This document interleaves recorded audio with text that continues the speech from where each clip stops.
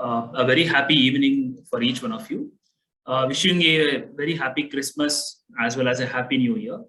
I am sure that in all our offices already celebrations would have started. Even at our office, the celebrations have already started and we are planning for a grand celebration tomorrow. Having said that, I think by this time everybody, all our clients as well as InCorp's clients are aware that InCorp and Vakil Search have entered into strategic partnership recently. And together, we have already hosted some 3 to 4 webinars on various topics relating to income tax, GST, investment, debt, equity, and so many other topics as well. And this series will continue to flow as it is. Now, with InCorp and then Vakil Search coming together, our subject matter, our technology, our processes, everything have become even more stronger, and we are ready to support the entrepreneurs even more better. Earlier, Vakil Search used to support a small scale company, a company with 80 to 100 crores of turnover. But InCorp used to work with companies which are having 300 crore, 400 crore turnover or more than that. But together, as we come across, as we came together now, we are able to support a small scale company which is incorporated just now, as well as a listed company which is already having lakhs and crores of customers too. So these are our strengths at present. So I would like to introduce all the hosts which are going to host this particular meeting today and all the speakers for this meeting. So myself, I am Sri Harsha. I work with Vakil Search. I'm a chartered accountant and I take care of the accounting and taxation team over here. I come with an experience of 8+ years and my core expertise is into GST and income tax. And along with us, we have Mr. Meet. He's also a chartered accountant and he's also a fellow member of Institute of Chartered Accountants of India. In fact, he holds a degree in international taxation too from the Institute of Chartered Accountants of India. He comes with an experience of more than 10 years. He worked on various assignments. He worked with income tax department closely in various, in representing the clients for their assessments and other things. And his main expertise is in direct tax, including the litigation in direct tax, which is usually a complex area. And we also have Mr. Margav along with us. He's also a chartered accountant. He also holds a degree in international taxation. And Margav also comes with an experience of more than 10 years in this particular field.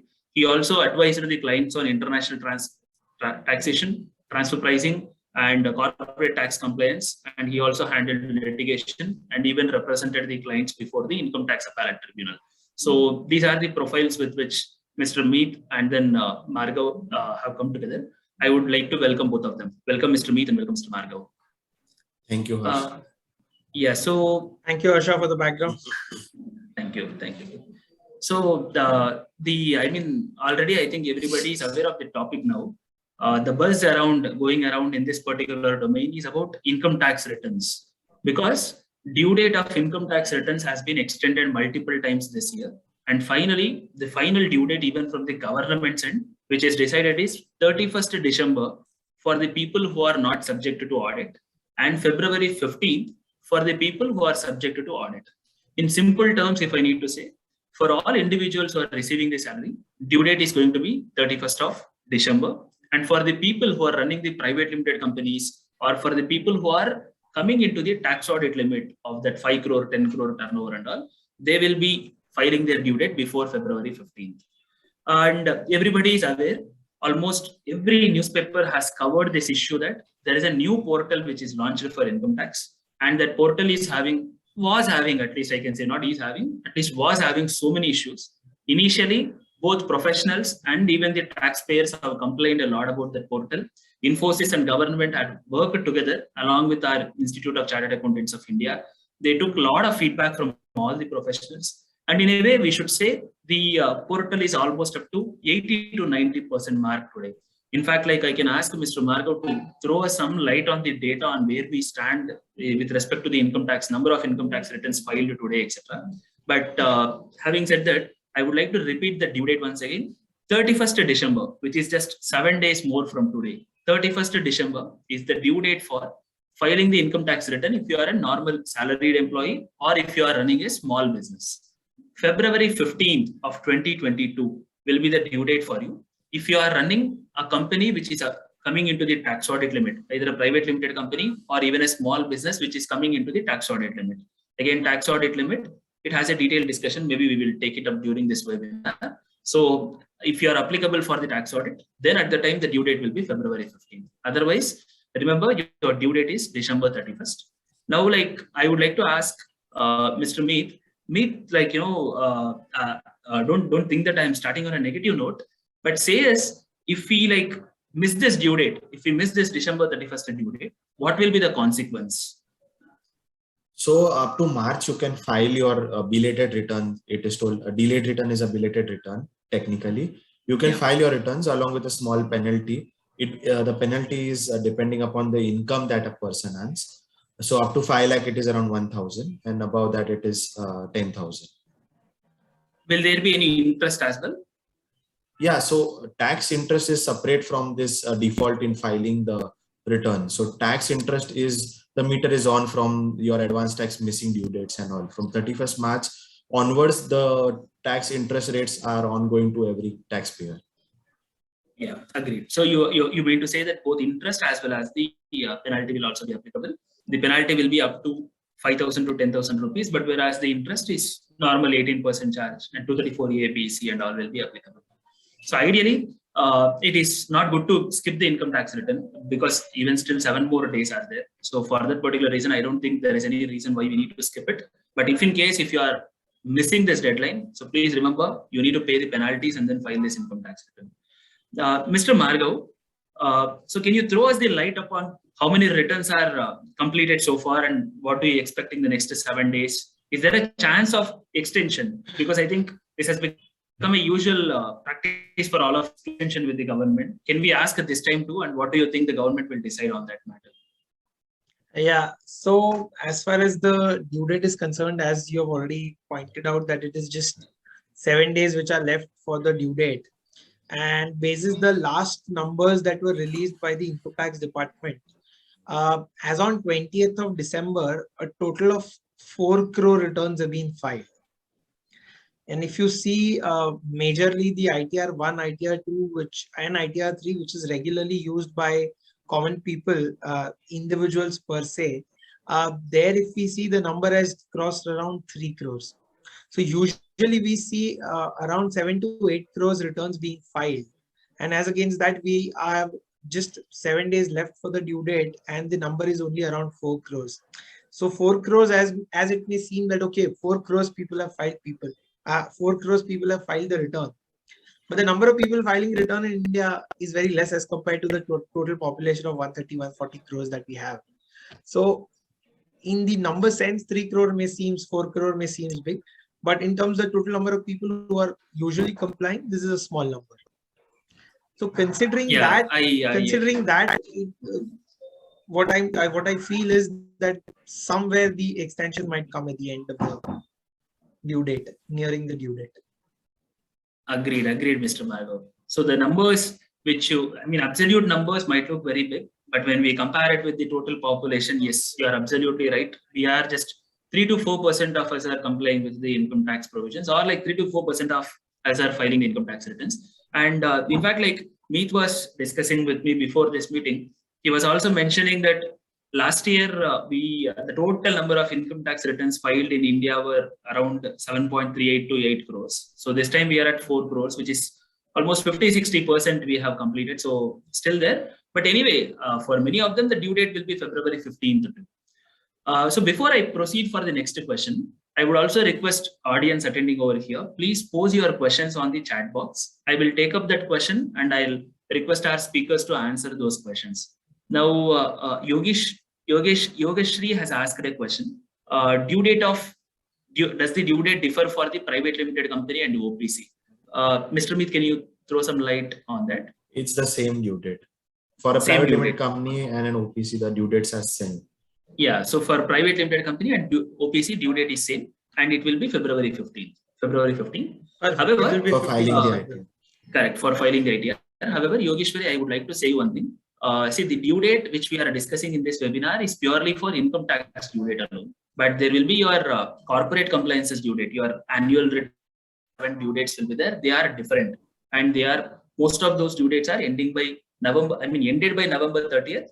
But however, once the AGM is ended by November 30th, you'll have 30 more days to file the MGT 7 days before. So I would like to highlight that the due dates which we are discussing here are purely for income tax, but there are other compliances under Companies Act for which due dates are beyond the scope of this webinar. So that's the reason we are not touching about it.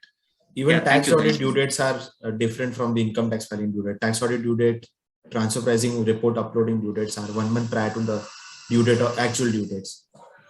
1 month prior to ITR the filing. actual due dates. So you mean to say For that filing tax the audit ITR. due date will be, I can say January 15th 15th. Jan. 15th Yes, Jan. for a person who's liable to file its return on 15th Feb. 15th of Feb. Okay, got it. That's a good point. Mr.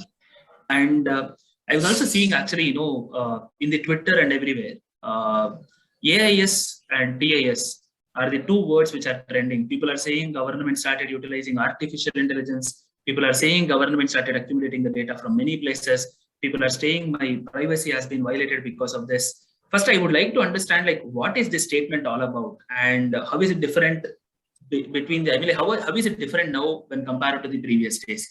Mr. Margav, if you can take up that question, it will be helpful for us. Yeah, so as this government has been putting right along from 2014 when it has come into the power, it has always pitched for transparency. And one of the major changes, as you have rightly pointed out, earlier also we used to have Form 26AS. Form 26AS, I would just like to tell you, was nothing but a summary of any tax deducted by anybody was reflecting there. And few property transactions used to come in the Form 26AS earlier. And basis that you had to file the return.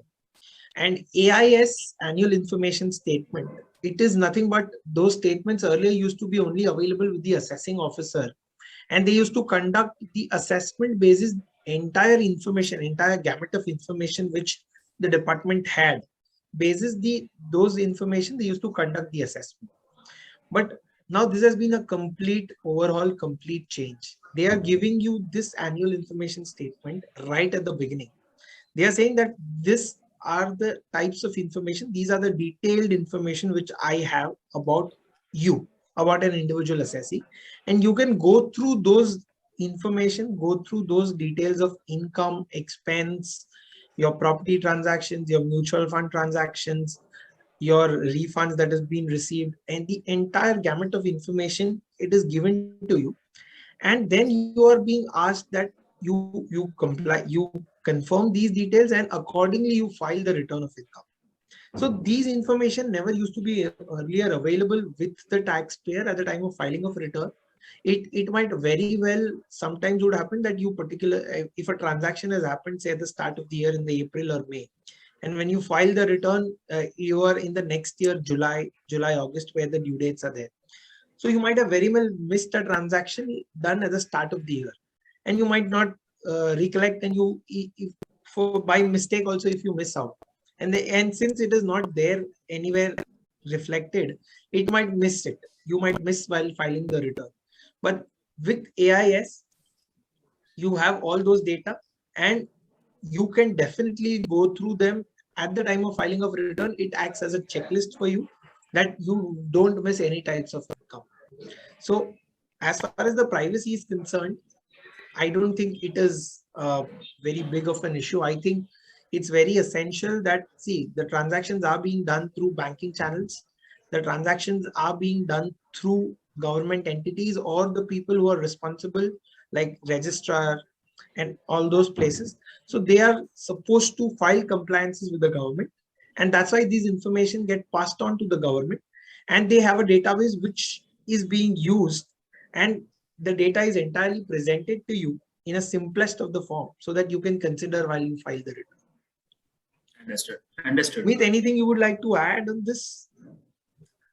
One thing that I would like to add is that if any information is missed by mistake added to your AIS, basically the assessee or the taxpayer can do the research, can coordinate with those authorities which have uploaded the data, and they can ask for a reconciliation or a revision in the data, or can keep an explanation for the same ready at this moment, which they used to do earlier at the end of the assessment term and all. So that one thing helps more for transparency point of view. Got it. So you mean to say that Earlier, we used to go and disclose that this is my income. Now, department is saying this is your income. You mandatorily go and disclose it. So, in a way, like I think so much of information is being populated in AIS. And Meet, what you said is also definitely right, because sometimes since this is a new technology, certain wrong things are also being populated, or some other assessee information is also being populated in my portal. So we need not get panic immediately. We can like see whether it is my transaction or not. If it is not, we need not consider it. That is true. And is there any difference between the earlier 26 AS? We used to call a form 26 AS, right? Is there any difference between 26 AS and this AIS? Margo, you can take up this question. Is there any difference between 26 AIS and the AIS currently? So these are the additional set of information which you would, when you would log into the portal, you can get it in the compliance tab. This all the information is auto-populated, which is actually collected on your PAN. So when you log in through your PAN, all the information pertaining to the PAN will be reflected in the compliance portal. So there we'll be able to see all those transactions. Then it has data. Say for instance, you have invested in say 10 mutual funds. So all those data will be there. Or you have done transactions in the property. All those transactions will be there. Form 26AS has also been enhanced basically. If you see what was Form 26AS initially and what Form 26AS details are given currently, it has undergone a massive change. Like you don't only get details of TDS and TCS, which earlier used to happen, but you also have details pertaining to the property transactions. You have details pertaining to the GST returns that you have filed, entire turnover, everything gets reflected in the Form 26AS. So Form 26AS itself has been, the scope has been enlarged. And you can see there also a lot many details which earlier not used to be there.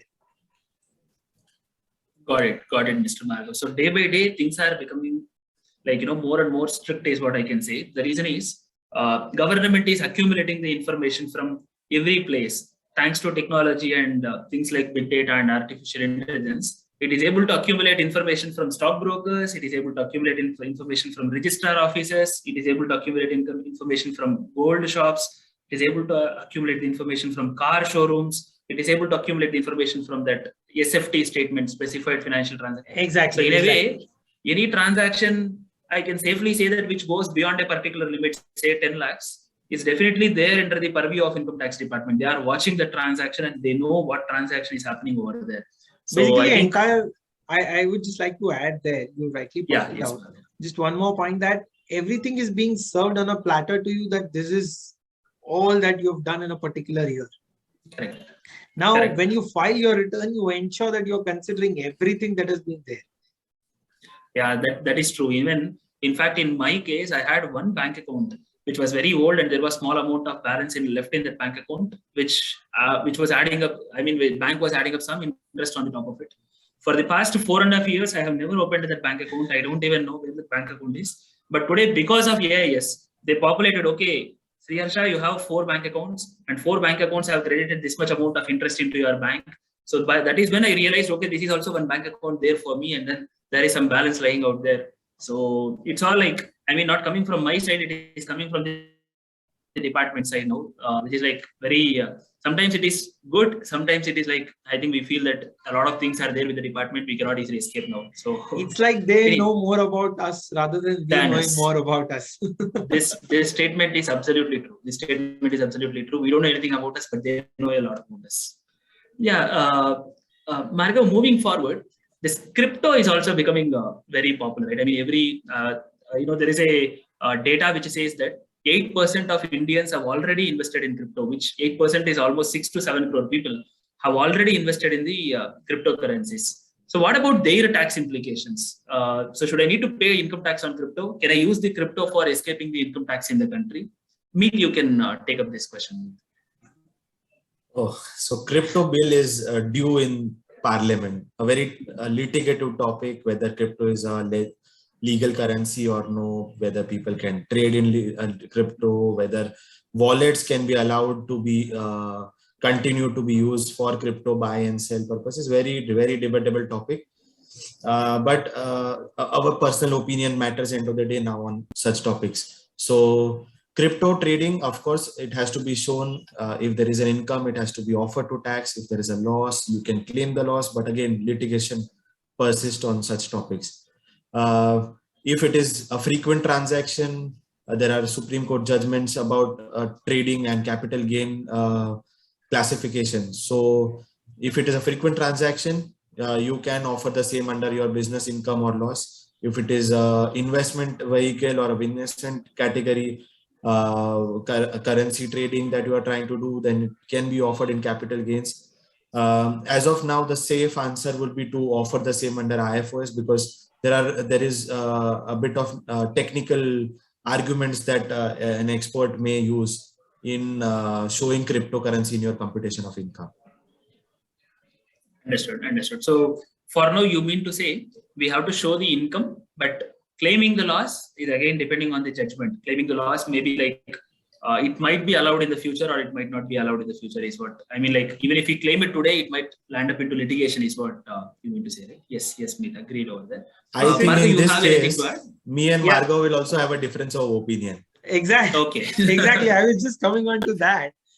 Because see, first of all, the tender of currency itself, whether it's legal or not, is something that we are going to get to know the government's view on this, because there has been a huge debate over whether a cryptocurrency exists or not.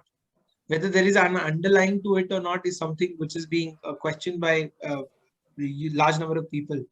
So now this is a form of investment which people are making. Just like we have BSE, NSE, people are dealing in stock markets, people are also dealing in the cryptocurrency, thanks to Ranveer Kapoor and 2-3 more stars who are just endorsing it, stating that, okay, it's crypto. But the thing is, in my view, it might be treated as a capital asset, and the income, the difference might be taxed under the capital gains head. But then taxation of cryptocurrency is something we'll see the day of the light of the day, maybe 2 years down the line, because still people are trying to figure out what is crypto. Let's figure out taxation of that maybe a year or two later. We might be doing some webinars, some presentation on crypto taxation after 2 years, wherein people will be asked questions about where did you invest and what was the gains and how did you offer it. So certainly two people cannot agree on this, and I have and have already disagreed to the head of income. But yeah, chargeability is not in question. It will definitely be brought to tax as your income. Since you are earning, there will be a gain or a loss. So definitely the chargeability is there. Now, whether it will go under the income from other sources head or income from capital gains is something that we can continue to have different views, and then we leave on to judiciary to decide the right course. Yeah. So yeah, agreed, Margo. And you were also in between, like saying about crypto as alternate investment option to the stocks, right? I mean, many people are considering it as an alternative for stocks. So I think in most of our clients, what we observed is people actually switch between stocks, especially in the last year when the market was at its peak. During that point of time, many people switched from one mutual fund, which already given enough amount of return, from that mutual fund to another mutual fund.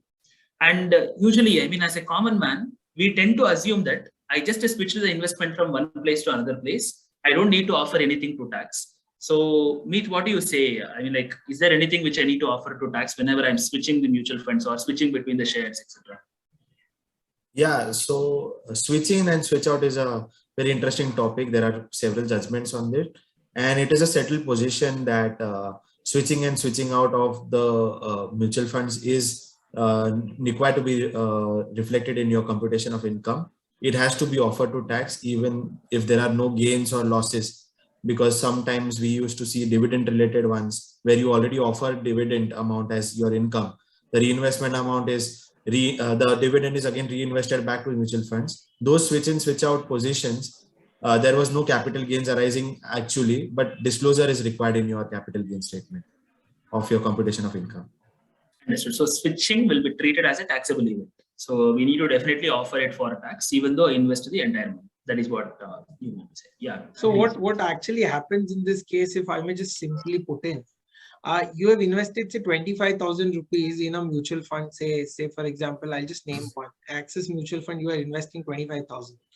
Now, one of your friend, I mean, like 2-3 years passes away and one of your friend tells you that, okay, this is the new mutual fund that has come in and it has delivered say 20-25% returns, and one always feels that the mutual fund in which he has invested is not giving the returns desired, and other person's mutual funds are giving large number of returns.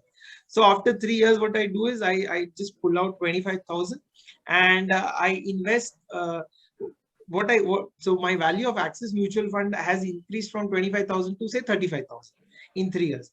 So now when after 3 years, what I do is my friend comes and tells me that don't invest in Axis. I think my SBI is giving 25% returns. So I switch from Axis to SBI. Now what I feel is I have taken out 35,000 and I have invested 35,000 in another mutual fund. There is no tax. But if you see, you had invested only 25 and you are taking out 35. Though you expected 45, which never happened. Unfortunately, which never happened. So you take out 35. So the difference between 25,000 and 35,000 is the gain that you want. And you're supposed to pay capital gains tax on that. Whether short term, long term, it's a separate story. But whenever you switch out is nothing but a sale because you have sold it to somebody.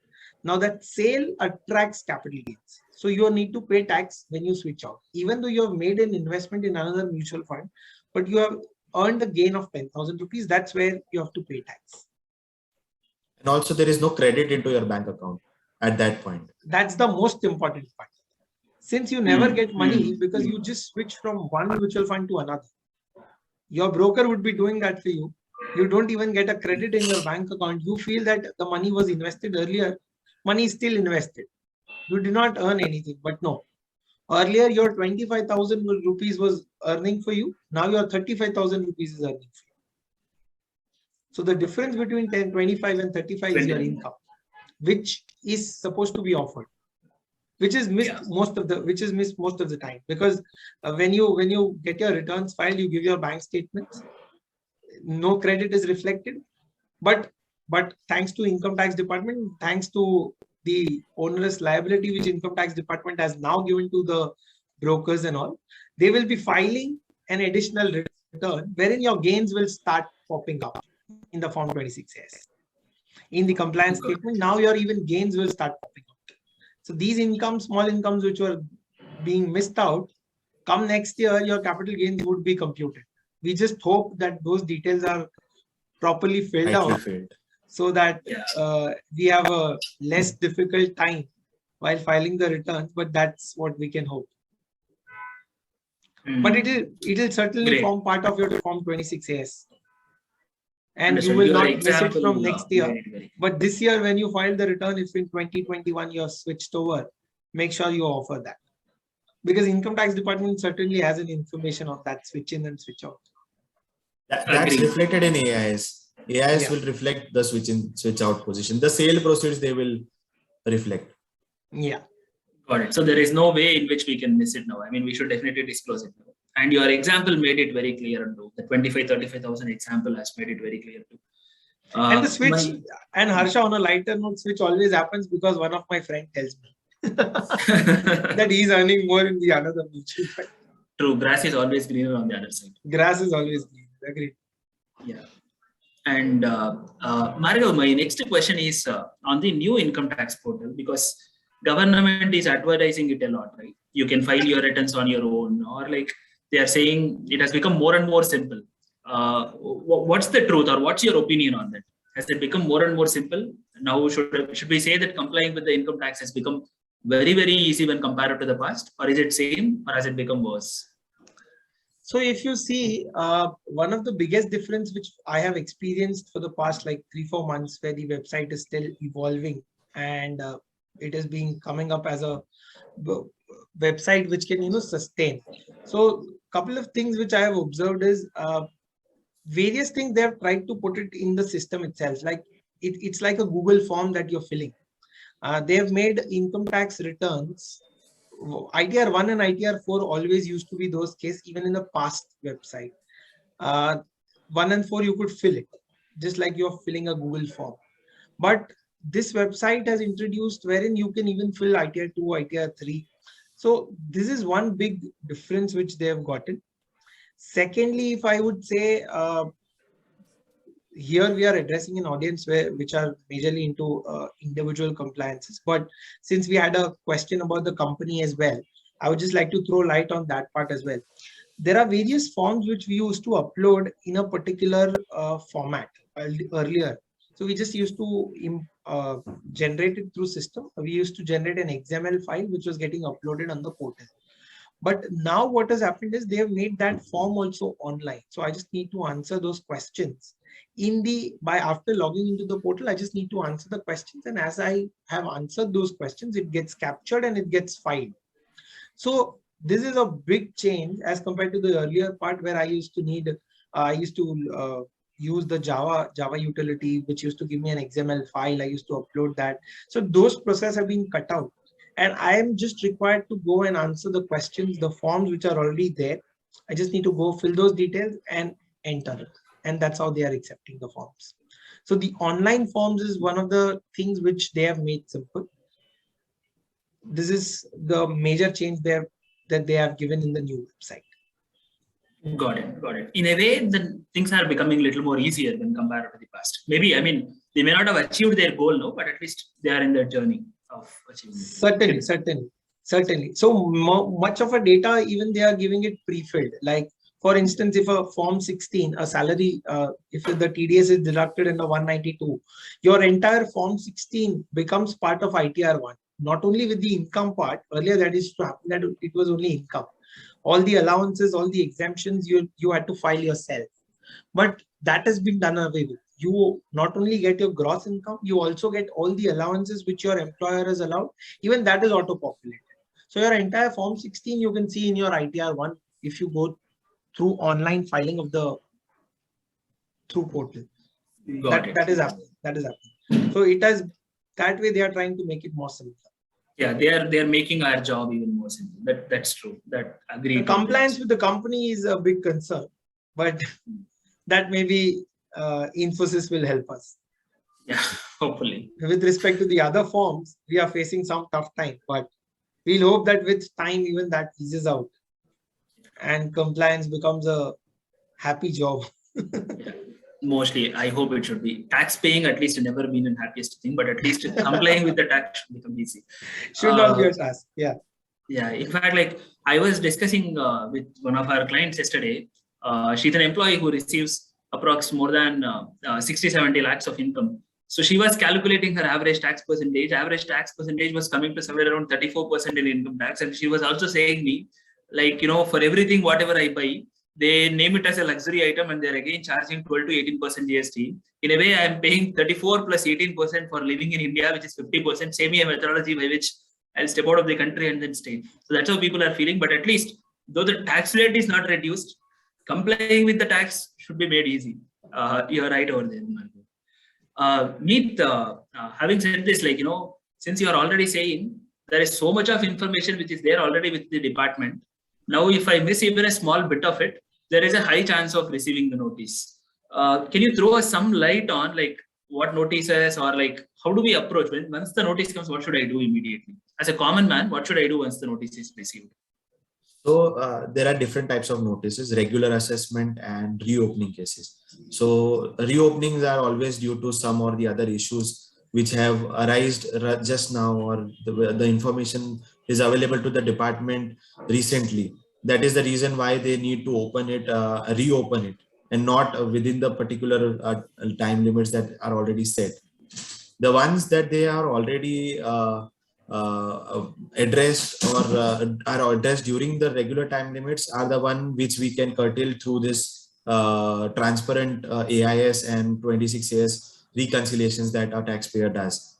So must to reconcile every statement with AIS. If it does not persist to you, you may talk to the concerned mutual fund share statement and get it rectified, or ask them to revise the statement so that it doesn't come up as a notice to you, because it's going to be a bit of a task for you to reply online to the notices. You might need somebody, a tax expert, I'll say, to revert back to all the notices. Maybe a taxpayer himself or herself can also do this, but better to take a tax expert guidance on the notices part.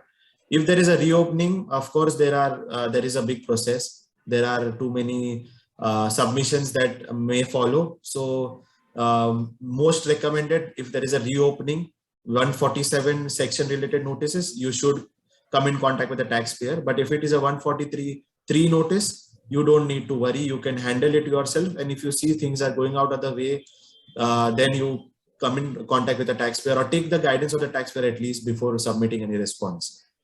Now, the difference, how do I get a notice? Right now, if your mobile number and email ID is updated on the portal, you get an intimation for each notice on email as well as on your mobile number. So all the postings are on real-time basis. Yes, you might get sometimes site glitches or site issues, but it will be resolved in a couple of days. This is our general experience in the last 2 or 3 months when we are filing responses to an assessment notices. Got it, Meet. And you brought one very good point in between. Notice is being sent to email and phone number. The biggest problem is whenever we change our phone number, we update it in WhatsApp, Facebook, Twitter, and then Insta, but we never update it on the income tax portal. I think people should add this also into their list. Whenever they change their phone number or whenever they change their email ID, ideally they should go and update it in the income tax department too. I mean, in the income tax profile too. Otherwise, we might end up missing that notice. And by the time we realize that notice has been issued on our name, the thing would have become even more bigger and the interest would have increased. Probably it would have got into this scrutiny. Many things can happen. So that's a right thing which you brought in the right time, that we should actually keep our profile updated on the income tax department. Only then we will be aware of notices which are being sent. And I think we also did one webinar on notices exclusively in the last week or last before week, 2 weeks back approx. So you can also refer to that video if you are specifically interested about knowing the notices which are being sent by the income tax department, or if you already hold any notice in your hand. I think that's the best place to refer on how to reply and how to act upon it. Since we are discussing about notice, Margav, can I ask you a question? Like, since this webinar is mainly for individuals, what are the mistakes which usually people do? What kind of notices have you seen? What are the common mistakes? What are the common mistakes which people usually do while filing their income tax return, especially individuals? Right. So, as Meet was pointing out, that one of the major mistakes which they are doing is the communication details which they are putting, the basic details. The communication details is the most important thing in the current scenario as compared to the earlier scenarios. What used to earlier happen was the person who was to, if you are hiring somebody to file the return, he used to put his number or his team member's number, and it never used to matter because all the notices were being issued from your local jurisdictional offices, and they used to come to your house and used to get the notices in hard copy at your place delivered. So you had all the communications receiving to you. But gone are the days. We live in a current age that every communication is being made online. So you get your emails, you get the notices through emails, you get any communication through your mobile numbers. So one of the major mistakes and major thing which everybody should ensure is the mobile number and the email address should be yours, which you are regularly checking. It should not be some email ID which you never bother to check. So that is one of the major mistakes which people are making, because people are not bothered as to which mobile number goes when you file the return. So the communication part is the biggest point you need to ensure now, because no physical notices are being served by the income tax department. Every process is happening online. So you need to ensure your mobile number and the email address is most correctly reflected in the income tax return, because that is one of the ways through which you are communicating your current mobile number and the email address. Now that is one part.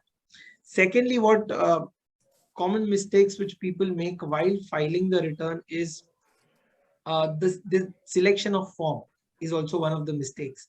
Whether one should opt for filing of form 1, ITR 1, ITR 2, ITR 3, ITR 4. These are the 4 returns which an individual can select. Now, there are criteria which are specified already, and basis that you have to opt for a form which covers your incomes. Like if you have income from salary and only interest income, you can opt for ITR 1. You have a presumptive income and you have other incomes and some salary income, you can opt for ITR 4. So ITR 1 and ITR 4 are the simplest of the forms which are available for the basics of the income. If your income is the basic one, you can opt for 1 and 4. ITR 2 and ITR 3 includes capital gains income. So this is something that happens. So if you select a wrong form, you might have to put in additional details and you would be wondering that as to why this information was required in the first place. But that is primarily because you selected a form which was maybe not applicable to you. So that is one part. Secondly, communications is majorly made through one of the IDs, that is do not reply @incometax.gov.in. You need to ensure that it doesn't hit your spam folders as well. It is very much possible that you are checking your normal emails, but then it has traveled to spam folder. So it should not happen. You should add it as a proper contact like income tax. There might be communications through it, and you will definitely not miss it. Plus, most of the times we see that savings bank interest income is something which is always missed. People always offer FD interest income. Since 194A TDS is deducted, it is reflected in Form 26 says you always offer salary income, but you always forget to offer interest income from savings bank account. It will not affect, in most of the cases, it won't affect your taxability because savings interest income up to 10,000 is exempt. So you just need to offer it. It's just for the purpose of information. You offer it under the head income from other sources. You claim deduction under 80 TTA up to the tune of 10,000. So this is something also which in most of the times we miss to show.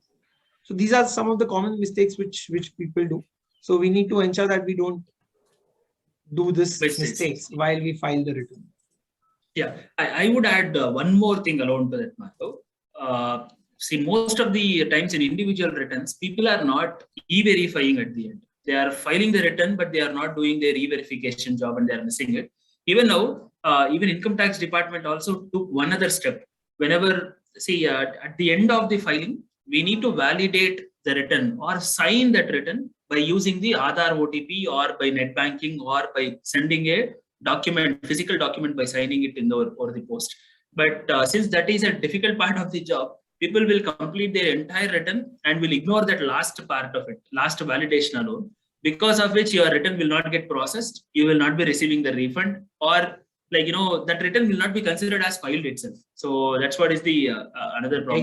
Exactly. So as Harsha has pointed out, that last part is not when you submit your return. Last part is when you e-verify it, or you sign it and send it to Bangalore, and that's when the process of filing of return gets completed. So this usually happens in a case where you are taking help of somebody who is having some knowledge of the income tax, who just knows how you file the return, and he might have told you that he has filed the return, it is just required to be e-verified. So that it is always recommended that whenever you file the return, you get it e-verified there and then, because something which is left, it always remains, and that return is not considered as filed by the income tax department. So you might be thinking that you have uploaded the data, it is submitted, but until and unless you e-verify it either through OTP, which is if your Aadhaar number is validated, you can do it through OTP. Secondly, as rightly pointed out, you can do it through internet banking. Thirdly, you can also verify it through your bank account. If your bank account is validated and your bank account number, the number which is there in the bank account, you can get an OTP on that number and you can validate it through that way. Fourth is you can use digital signature. You can even verify through that as well. And lastly, you can sign it and send it to Bangalore. But out of these 5 options, you have to mandatorily do one of the things to get your process completed. In the absence of that, the process is not completed and it will be deemed that you have not filed the return. Got it, Marco. And if any audience, if they have any questions, please feel free to unmute yourself and ask it. Or if not, you can also ping it in our chat box. I'll take up that question and then put it before the speakers. So there is one question which has come over here. It says that for income from business and profession, which form to be selected? Now here I may just inform that there are 2 forms which can be used when you have income from business and profession. First is ITR 3, wherein you can offer your business income. Secondly is ITR 4. Now, how to choose between ITR 3 and ITR 4? ITR 3 comes into the, I'll first take ITR 4. ITR 4, you can choose it when, if you are opting for presumptive scheme of taxation. Now, to make things simple, to make less compliance, I mean, the burden of compliance should not be more. Government has introduced a presumptive scheme of taxation and it is there for quite some time. What can happen is you can offer only 8% of your gross receipts as income, and no questions will be asked if you are offering at least 8% or more. And if your turnover is up to 2 crores, you can opt for ITR 4 and you can offer that as a presumptive income and you can file it under ITR 4. But if there are specified businesses which can opt for it, there are some businesses which cannot opt for it. So if you are not opting for presumptive scheme of taxation, then you will have to go for ITR 3. If you go for ITR 3, you can offer your business income, but you will have to mandatorily prepare balance sheet and P&L. That will have to be filed along with filing of ITR 3, which in case of ITR 4 is not applicable. So that's why ITR 1 and 4, as I had initially mentioned, ITR 1 and ITR 4 are the simplest of the forms which can be filed. So if a presumptive scheme of taxation is opted for, definitely ITR 4 is an option. But if you're not opting for presumptive scheme of taxation, you go for ITR 3. Got it. And one more question, which is from direct message from the audience. Startup India, is there no need of filing the income tax return when I register for Startup India and I am operating my business only for the past 3 years?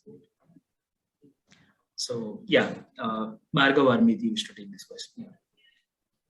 Meet, you want to take this up? You can take it. Okay, so as far as Startup India is concerned, it is government has introduced new section. The Startup India concept was brought in somewhere in the year 2017, and it's a special registration which you are supposed to take, and 3 years you don't have to pay any taxes. Now this is a deduction which the government has given.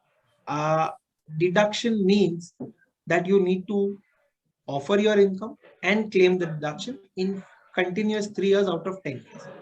Now when you have to claim a particular deduction, you have to go and file the return. Filing of return is mandatory. Only when you file return, you can claim deduction 80 IAC. And by that way, you are taking the benefit of the startup thing that you had applied for. So it's not a case that once you are registered under Startup India, you don't have to file the return. No, there's no specific exemption. In fact, it is a deduction which is given to you. And that's why you have to comply. You have to file the return of income. Got it, Madhav. And I would also like to add one more point over here. You will be eligible to claim deduction under Startup India only when you are recognized at the second stage of Startup India, because the initial certificate, I think mostly the audience over here who is questioning there is also asking about the first stage of registration, which is DIPP certification. But the second stage of registration is interministerial board certification. So to claim this benefit, whatever Bhargav has mentioned that you can claim the benefit under Section 80 IAC, that is a benefit which is available only for the startups which are recognized under the second stage. For all the startups who got general DIPP certificate, for them this benefit, this specific tax holiday benefit is not applicable. Other benefits of Startup India are there that we can continue to avail, but this tax holiday benefit will not be applicable for them, that you can take note of. The reason is, like Bhargav was mentioning, the Startup India scheme, though it is announced some 2017, 2016, during that point of time, the number of startups which got recognized under this interministerial board, which means the number of startups who qualified the second stage of registration are hardly in hundreds. Some 300, 400 startups have been recognized in the entire country over past 5 to 6 years of time for the second level. So that way, I can safely assume for the person who asked this question or the people on this webinar, mostly your startup would not have been recognized at the second stage. So for that reason, you will not be eligible to claim that second benefit, but there are other benefits like angel tax benefit and all. And then there are, in general Startup India portal, you'll have networking benefit. Those benefits you can continue to avail, but not the tax holiday benefit under Startup India scheme. That is one thing. So I think we have discussed This- almost for 50 minutes. There's Yes, just Mark, one more please. question that has come up. It states that if a person is was a salaried employee for first 6 months and has become a freelancer or has done some business in the balance 6 months, how do you offer that income? So here, as I mentioned it earlier, that ITR 1 comes into the picture when you only have salary income. ITR 3 and 4 is when you have business income. But ITR 4 also gives you the facility to offer your salary income as well. So if you are opting for a presumptive scheme of taxation, you can file ITR 4, wherein you can not only show your business income, but also your salary income, because ITR 4 allows you to do that. Similarly, you can also file ITR 3 if you are not opting for presumptive scheme of taxation, and you can offer your salary income in ITR 3 as well. So it can be either ITR 3 or ITR 4 when you are having salary income and business income. Because as you see, everybody now does some or the other freelancing job along with the salary income. So that's how you can either opt for ITR 3 or ITR 4, depending on whether you are opting for 44 AD or ADA. Thank you, Marco. Before passing the conclusive remarks, probably I'll take a minute more and then I'll wait for any questions from any of the audience. And if there are no questions, I would like to thank thank both the speakers who are here, because I know it is a very peak time. We have 7 more days to complete all our pending income tax returns. Even in our office, we are working day in and day out. I'm sure like most of the chartered accountant offices in the country are under the same scenario now. So even during these tough times, you took out your time, you came out, and then like you helped our audience to understand the minimum mistakes which we commit while filing the ITR, what form to choose. This will be a very handy information at the last moment for sure, and this is very useful information too. If you have any doubts, we'll wait for a minute more. Otherwise, we'll close this webinar. Harsha, basis your conclusive speech, I thought at the end of the speech you will say that due dates have been extended. Hopefully, even we are waiting for such good news, but hopefully it should happen. By seeing the data, mostly it looks like they might extend, but these days the finance ministry is also so strong at certain points. So and like since you brought about extension, even I would like to say one thing, like even if the due date is extended from September 30th to 31st of December, or from July 31st to 31st of December, Section 234A interest. You are right. That's an interesting point. Correct. So everybody is under the presumption that due dates have been extended to 31st December for all the purposes. But there was just one small point which at the time of extension, department had stated that if your tax liability exceeds a particular limit, which is 1 lakh, then in that case, you will have to pay 234A interest. Now, most of the people have skipped this because most of the people were under the assumption that I don't have to file return in July. I'll get my taxes computed somewhere after Diwali, during the due dates, and that's how the whole scenario was. And then ultimately, when the computation comes up, you see 234A interest coming up, and then you are questioning, how can 234A interest come up? Because you are filing your return within the time limit. But here there was the catch. I mean, the notification was very clear. Notification had precisely stated that this extension will not apply for 234A. So any person who has paid the taxes before the due date, which is 31st July, then in that case, it's a different scenario. But otherwise, you have to pay 234A if your tax liability exceeds 1 lakh.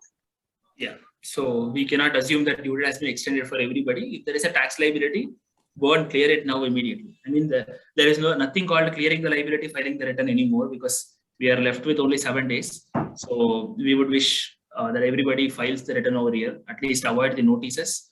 Please take the professional assistance whenever you are. See, if it is a very simple return, you can file it on your own. But if not, even if there is a little bit of doubt, we would suggest take the professional assistance for sure. Otherwise, the cost of non-compliance is far higher than the cost of compliance. Probably for filing the return, you might end up spending some 500 rupees. But if you miss this return, or if you file a wrong return, for rectifying it or for representing before the officer, it is not just the money, you will also lose your patience, will also waste your valuable time and efforts too. So ideally, prevention is always better than the cure. So with Oh, these, Harsha, kinds yeah, of- just one point on what you yeah, have Mario, said. please. Yeah, I would just like to state, take help of a friend who is a CA, but don't take help of a friend who assumes himself to be a CA. correct. It's always Yeah. better to get an advice from the right person instead of just getting it advice from the person who is just merely filing those returns. That is true. That is true. Yeah, people like Because the cost of correction is huge. Cost of yes. non-compliance, as you rightly pointed out, is very huge. So it's always better to take the advice of the right person. Correct. Yeah. Like people use this analogy, right? When you have some sort of a disease, you go to a doctor, but you don't go to a person who calls himself as a doctor. You go to a proper MBBS doctor. So Exactly. always that analogy is highly relevant even for this profession too. So Certainly. yeah, please take help only from the proper professional and file your returns in an accurate manner. Avoid the notices. And moreover, the returns are being processed with a rocket speed now. Almost 60% of the returns which are filed are already processed and the refund has been issued. So this is the right time for you also to file your income tax returns. And if there is any refund applicable, you can claim it. Please don't trust the professionals who are charging the fees based on the percentage of refund, etc. They are not professional. You will realize that particular mistake maybe 1 year or 2 years down the line. By the time your hands are already burnt. So please get proper professional assistance when you file your income tax return. Thank you. Thank you very much. Thanks for joining the webinar and staying till now with patience. Thank you.